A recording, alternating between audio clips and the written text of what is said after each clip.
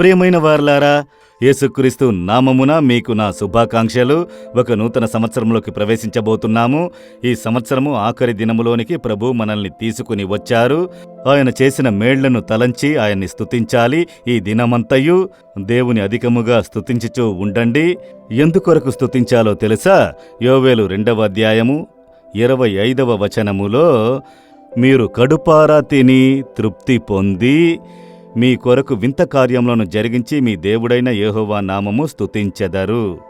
మిమ్ములను ఆశ్చర్యంగా నడిపించిన మీ దేవుడైన ప్రభువు నామమును స్తుతించెదరు. ఈ సంవత్సరమంతా దేవుడు నడిపించిన మార్గమును ఆలోచించి చూడండి. అద్భుతముగా నడిపించారు.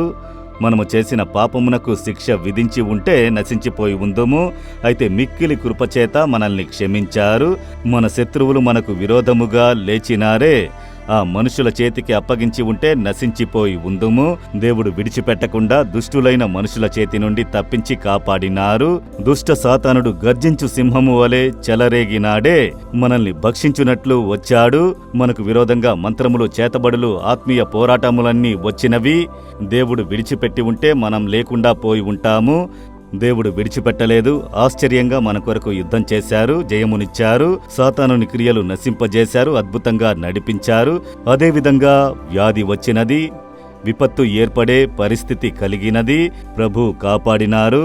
అనుకుని చూడండి, ఎన్ని ఆశ్చర్య కార్యములు ఆయన ఆశ్చర్యముగా నడిపించుకుంటూ వచ్చారు. అవన్నీ అనుకుని దేవుని స్తుతించాలి.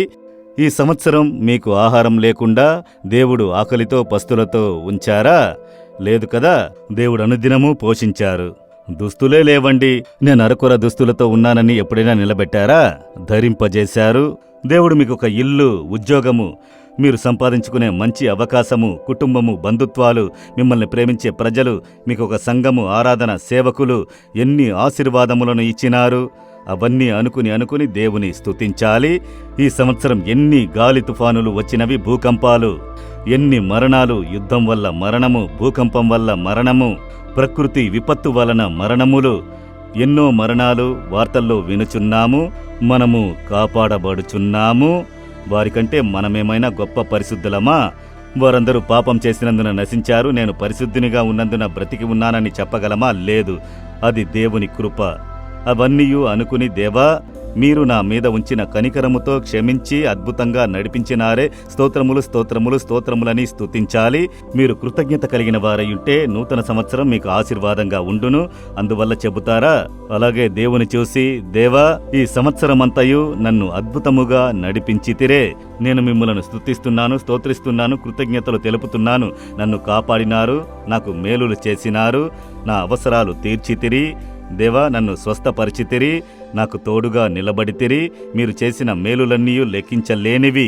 అన్నిటి కొరకై స్తోత్రములు స్తోత్రములు స్తోత్రములని మిమ్మల్ని స్తుతిస్తున్నాను. నూతన సంవత్సరంలో మీరు నా కొరకు ఉంచిన ఆశీర్వాదం కొరకై ఇప్పుడే మిమ్మును స్తుతిస్తున్నాను. యేసు నామములో స్తోత్ర బలులను అర్పిస్తున్నాను తండ్రి. Amen, amen. Jesus redeems Telugu YouTube ఛానల్ను సబ్స్క్రైబ్ చేయండి. సబ్స్క్రైబ్ బటన్ను క్లిక్ చేయండి మరియు బెల్ బటన్ను నొక్కండి. ప్రతిరోజు కార్యక్రమ సమాచారం పొందండి.